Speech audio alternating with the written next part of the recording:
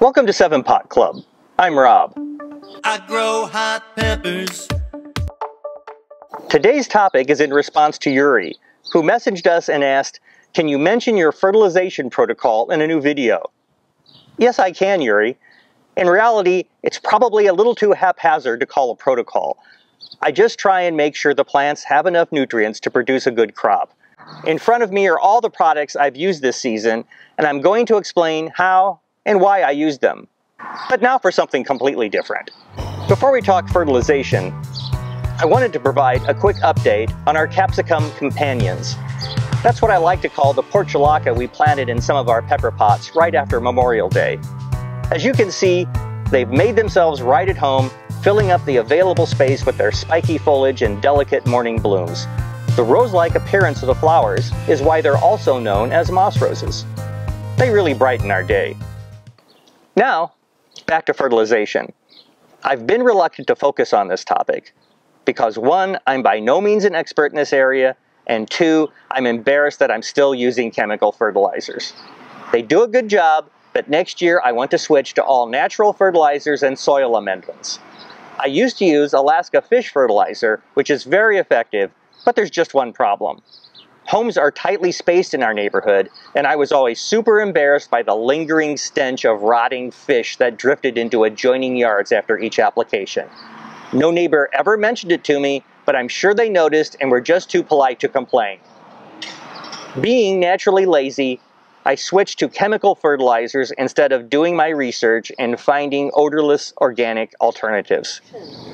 So, after that litany of disclaimers, here's what I've been doing this season. I started my seeds in the same potting mix I'm using in all my outdoor containers.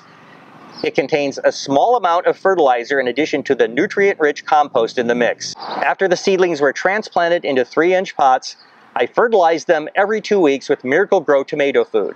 I measured with the small end of the scoop per pint of water to feed each tray of 18 seedlings. When transplanting the seedlings outdoors in the ground or pots, I added about a tablespoon each of blood meal for nitrogen and Epsom salt for magnesium. After planting, I finished with a soak of Quick Start transplant fertilizer, which reduces transplant shock. I mix half a cap full in a gallon of water.